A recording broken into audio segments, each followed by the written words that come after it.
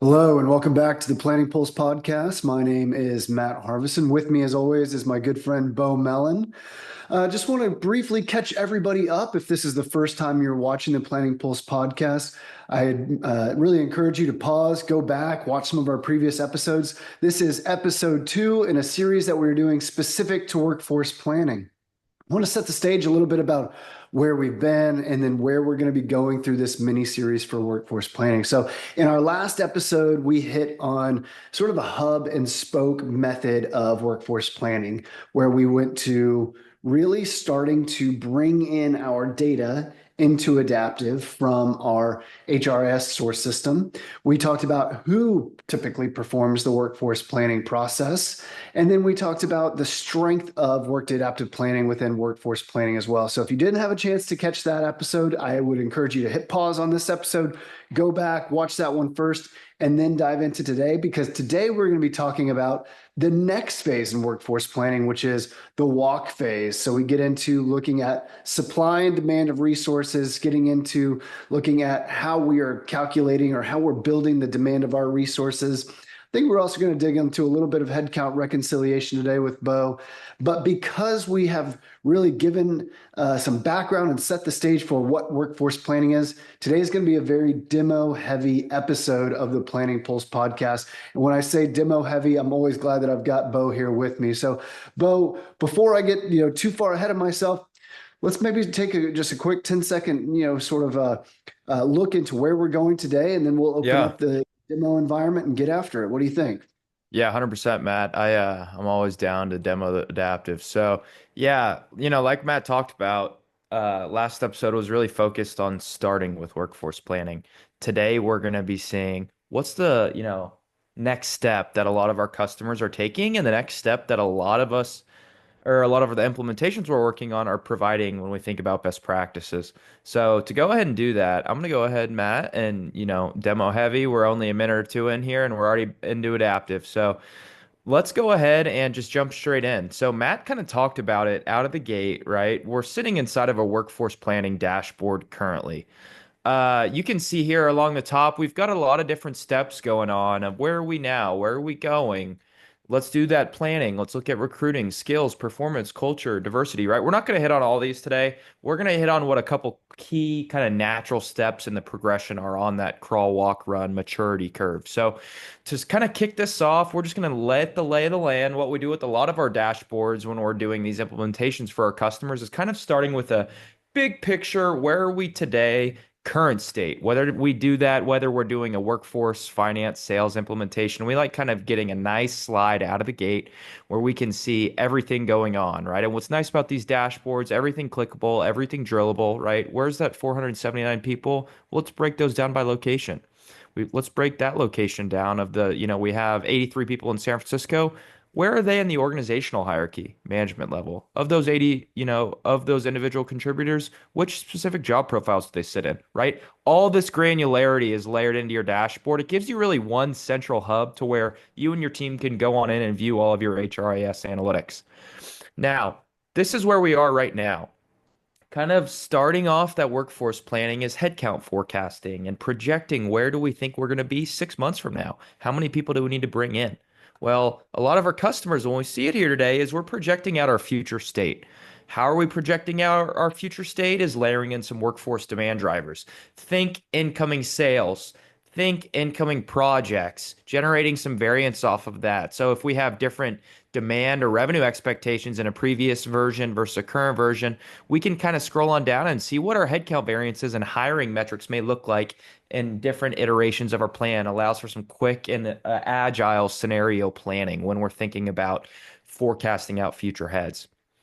Couple other ones here, Matt. When we think about it, our support drivers in terms of maybe you have to plan for your CSM organization or some customer support people, right? What are our call volumes look like month over month? How many specialists do we need? Another great opportunity for this is thinking about, consultants on a capacity basis, right? Or, reps outbound, people that are making calls, right? What are the quotas expected? How many people can service that? Hours in the day for how many calls per hour, right? All of these are great ways, Matt, we see a lot of our customers project out heads that we think need to come in. And so layering in a revenue model from a finance instance or a sales and demand model from a demand or operational instance, it's all integrated, it's all automated, and with some drivers in the back end, we can expect where we think we may need to go on a hiring basis based on, future expectations of the business as a whole, Matt. Yeah, and I think you bring up a really good point. Is we talked about sales, we talked about projects, we talked about, like you said, linking into your revenue sheet. Every organization may plan for their demand a little bit differently. And I think the Yeah. point that we're making here is that in a tool like Workday Adaptive Planning, you can calculate demand for different resources differently. So you think about incoming projects, maybe you need to bring in project managers. When you think of projects, you also think of maybe revenue, which could generate, an accounts receivable based on a, particular volume of accounts receivable. You may need to bring over, AR or AP clerks or anybody on the accounting side. So we can leverage a lot of different data points to inform the holistic planning process, not just Yeah. one size fits all. We can put in drivers that are going to speak to all different parts of the organization and organization to organization. It's not just projects or sales, a lot of different drivers that we can work in. 100%, 100%. Units, billable hours, you guys name it, right? Whatever the case may be, we'll bring that data in and project out your heads. Now, what's really nice about this process of jumping on back to my current state of this is where we are today. This is where we're going. What does this help generate? It helps to generate a gap analysis in terms of based on where do we need to hire. Maybe these are some certifications and some people where we have some gaps of where we need to bring in, or maybe our department or our executive or our marketing is where we need to really focus on hiring based off of our current state and future state to help us generate that gap analysis. After we generate that gap analysis, well, we can see as a team, we need to do something about this. Now, how are we going to go about this process inside of adaptive and a workforce planning? We can jump on over to our people planning tab. Now, what's really nice about these dashboards, Matt, and we hit on this a little bit in our last episode, is that bringing in that personnel roster with all of our people data, things like soup org, current worker, job profile, requisition, right? You can bring in a lot of metadata and details to your people here. In our last episode, we hit on what kind of the crawling phase is it's getting this personnel model into adaptive. Now, inside of this model is where we would actually plan for people and bring in their start dates, their end dates, departure reasons, right? This is where we would start facilitating a lot of that planning process. But when we think about actually closing the gap and thinking about we need to bring people in, well, how are we going to bring those people in? A lot of our customers today are doing what we like to call, a build, buy, borrow process. When we think about customers building, it is looking internally inside of our workforce and maybe giving someone some good upward mobility, giving them an extra certification, giving them a mentorship and a ramping process. We like to hire internally and promote internally. So maybe we're going to go ahead and build from within. Now, Yeah. Another go way ahead. that we hear people talk about is upskilling their employees, right? We've got a lot of opportunities to talk about skills-based analysis, which we're going to get into, down the line. But when you think about building from within, I know Beau mentioned certifications. It could be sending people to different classes, giving people additional opportunities and seeing kind of where they thrive or where we could, really Yeah. make some concentrated efforts. And then I know, Beau, you're about to get into the buy and the borrow, but the build is truly how do we take the existing workforce and have the people that we have today fill some of the gaps that we've got. Yeah, and it's a natural segue, Matt, because say we're building from within.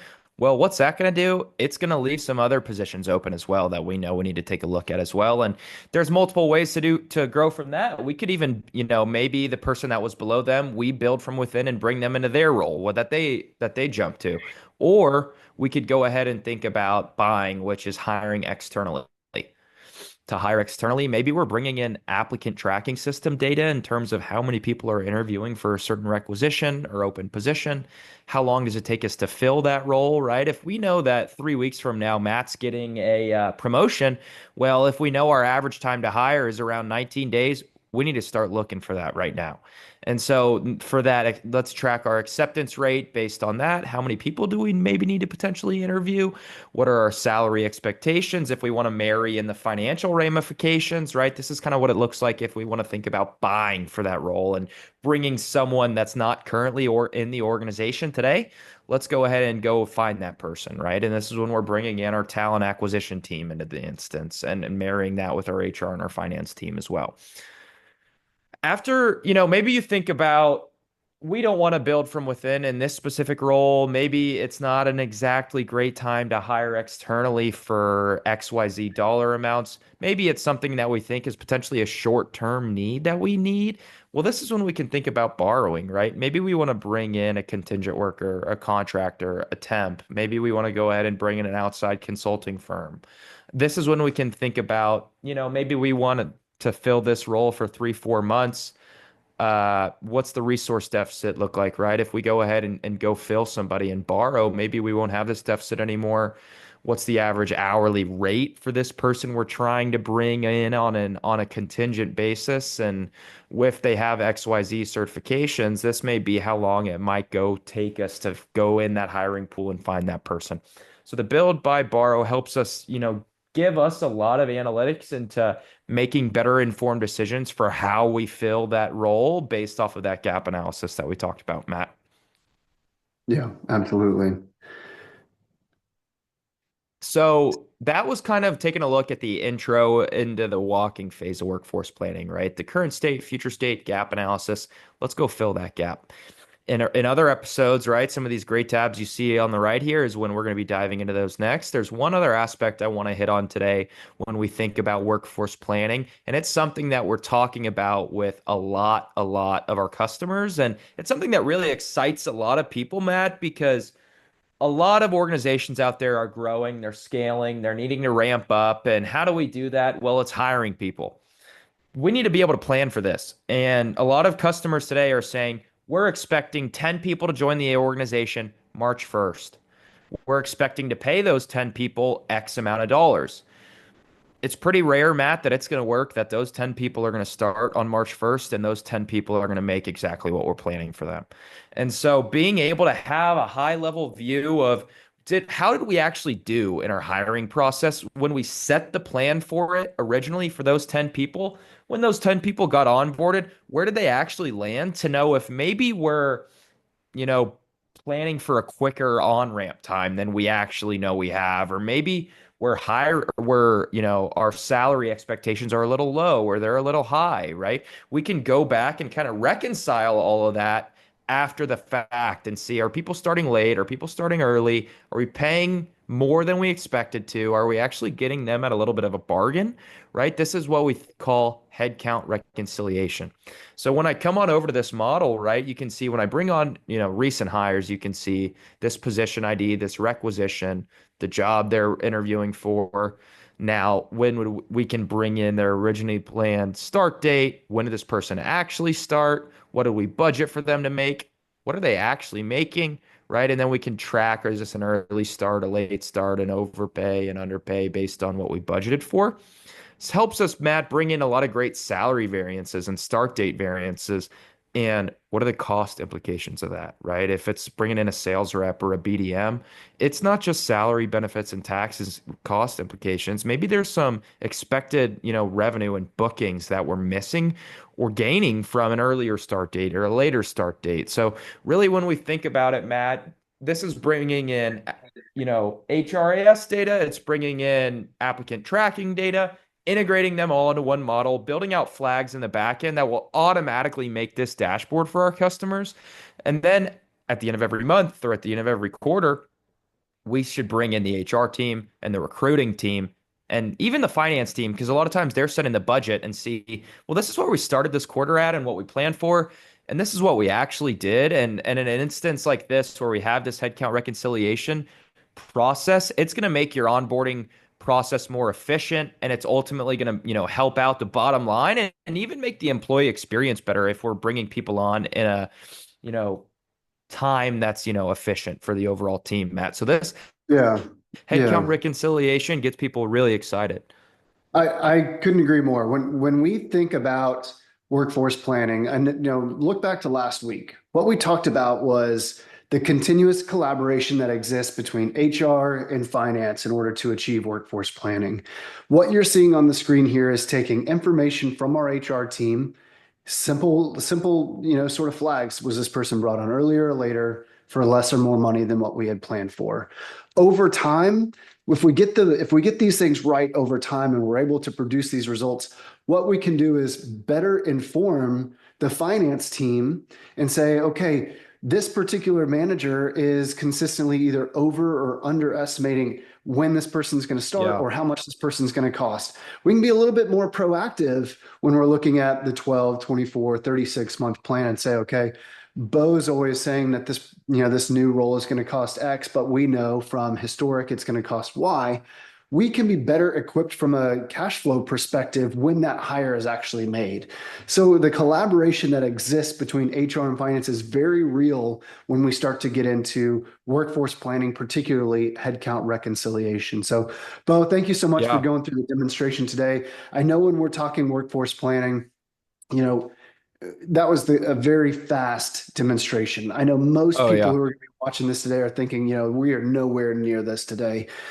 We encourage you to continue exploring how your processes are done today, what things we could be doing better, and then start to take those bite-sized chunks, start to take those little, stair steps towards the walking phase of crawl, walk, run of workforce planning.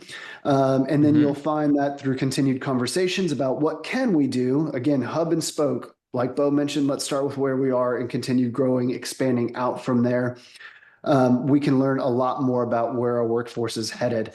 And speaking about where we're headed, in our next episode, where we're going to be hitting on is more strategic workforce planning. We're going to get into the run side. We're going to look at those demand drivers specifically, but communicating to other source systems and how we can bring that information in to leverage a little bit deeper view into our workforce needs. After that, we're also going to hit on some bidirectional information between Workday HCM and Workday Adaptive Planning. But for now, Beau, anything that you want to leave us with as we wrap up the walk phase or episode 2 of our workforce planning mini series? Yeah, I mean, stay tuned, guys, because like Matt said, workforce planning is a journey, and I can't emphasize enough what he said in terms of, hey, well, we really aren't doing this today. Well, it's not something that out of the gate you got to do day one. Our customers mature with the instance, and over time, they add more to it, and we're here to work with you at any pace you want, right? And one maybe to close out on my side too is a lot of HR people get really excited when I show that dashboard, but honestly, the finance team absolutely loves it too, right? Because we talked about this last episode in terms of who are the stakeholders, who's involved in this process. Workforce planning and the ramifications across it, across the entire organization is truly for every single department, not just an HR team as well, Matt. So I'd leave you with that. Yeah, absolutely. And it's a really good point. Like you said, it's a journey. We're here at Active Cyber to help you through that journey. If this is your first time watching the Planning Pulse podcast, I'd recommend you go to our YouTube channel. Be sure to like and subscribe. Today was 2 inches of the ocean of workforce planning. We're going to get a little bit deeper into workforce planning in our next episode. But if you ever have any questions, comments that you'd either like for us to communicate back and forth with you directly, or if you'd like for us to answer on a future episode, please be sure to reach out to us at sales@activecyber.com. We are going to see you again for our next episode, getting a little bit more strategic within workforce planning. You can plan on it.